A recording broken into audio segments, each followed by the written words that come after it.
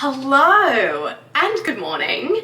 So today I am going to my first ever trade fair. I am going to the Global Sourcing Expo in Sydney. I really want to find out what it's all about, like who it's relevant for, what happens there, are people buying, are they selling, are they manufacturers? If you've also heard trade fairs mentioned and are curious to see what they're all about, then stick around.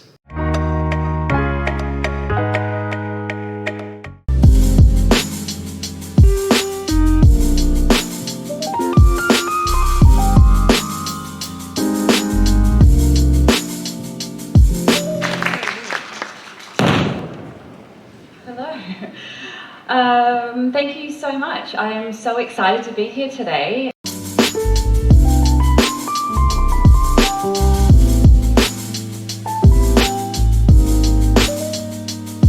For our final session of the day, I'd now like to introduce Robert Lockyer, the founder and chief client officer at UK-based Delta Global, a leading sustainable luxury packaging solutions company that is changing the way businesses and consumers interact with premium retail products. And we're thrilled to have him here in Sydney today sharing his invaluable insights at the Global Sourcing Seminars. Please welcome Robert.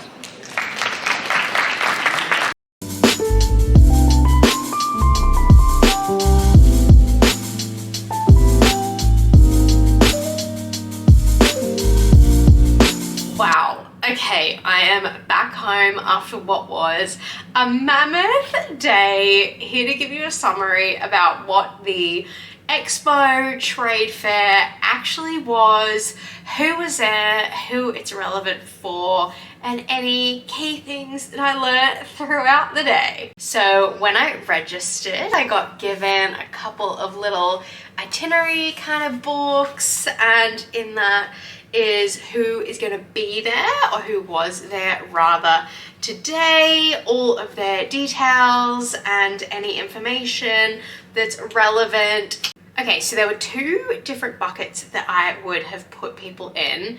One was exhibitors, so anyone that had a stall and was there as a manufacturer of something. And then on the other hand, you had the attendees who were going to each stall. So the attendees were either looking for something specific, or like me, they were kind of, a bit vague in their thinking, whereas the stalls obviously make and sell specific products. So in terms of stalls and exhibitors, there were fabric manufacturers, there were clothing manufacturers, and that included things like activewear, underwear, swimmers and bikinis. You had like ski wear. There was also footwear. There were little accessories. There were hats, there were caps, there were bags, there were sunnies, there were label makers, so the little labels that you see inside your clothes. There were packaging manufacturers. A lot of the manufacturers were doing something called white label. So that is where they make, for example, this top, and they don't put any label on it, they don't put their label on it, but they can sell this to multiple stores. So multiple brands could be selling this t-shirt. So some of the attendees were looking to buy white label pieces of clothing for their stores. There were people looking to get pieces of clothing made, so people who had designs, and they had something called a tech set, which is where you've got all of the details of a blazer, for example, that you then give to the manufacturer. They make a sample for you, and then you send back any changes you want or different types of fabric. There were people and businesses looking for fabrics from the fabric manufacturers. And I also met a couple of people who were looking to see if this was a market they wanted to play into. So it was a bridal wear business who don't play in the Australian market, but play, I think they said India was one of their biggest markets. So they're just trying to see if the expo maybe next year could be something that is for them. They didn't think it was was quite right for what they make and sell and manufacture. I had so many conversations today. Some of those conversations were with fabric manufacturers. I had conversations around MOQ, so the minimum order quantities for different apparel manufacturers. So for a lot of them, it was sort of anywhere between 100 to 300.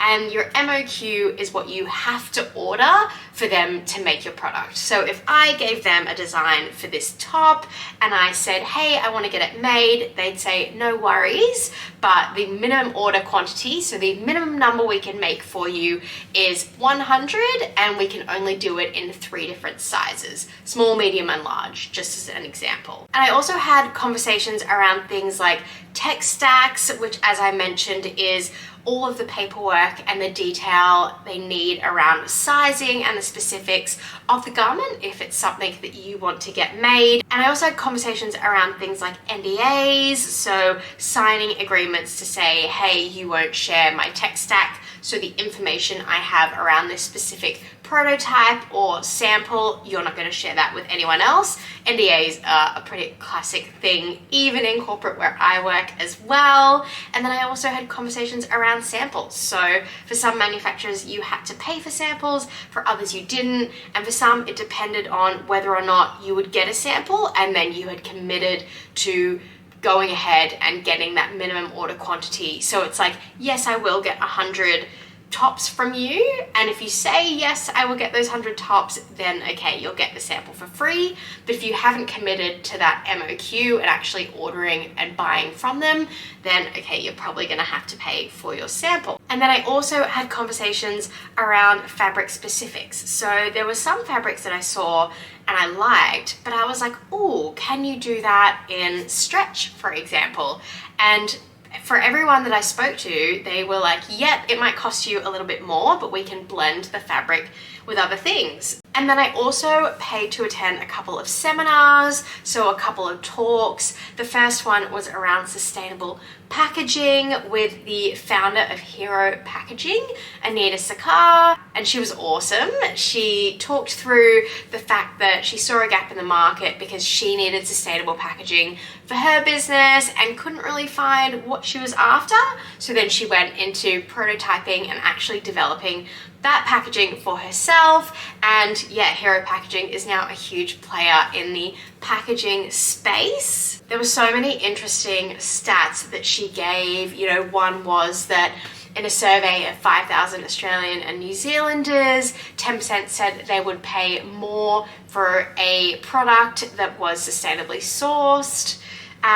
So it was very interesting to see some of the stats on that. Some people aren't that bothered. And then also there was a call out around, you know, people say they want one thing and they have this intention, but actually, will they put their money where their mouth is? And then the second session I attended was with Robert Lockyer, who is the founder of Delta Global, which is a sustainable luxury packaging company. I got so many names and business cards and had so many interesting conversations. I also got given a cute little tote bag. So someone was like, oh, do you need a tote bag? And I was like, oh, no, thinking I'd have to pay. And he was like, oh, it's free. And I was like, well, then yes, I definitely need a really cute tote bag. So in terms of summarizing today, I would say it was one big networking event for textiles. It was a fantastic day. I learned a lot. Let me know if you end up going to any trade fairs, whether that be, you know, textiles or medical industry, whatever. I'm so curious to hear of what other people's experiences are at these trade fairs and expos, because I found today so insightful. And yeah, it's just an industry, apart from, you know, having a hobby in, that I haven't actually had any visibility of what goes on end to end. So yeah, today was amazing. I hope you enjoyed coming along with me, and I will see you in the next video.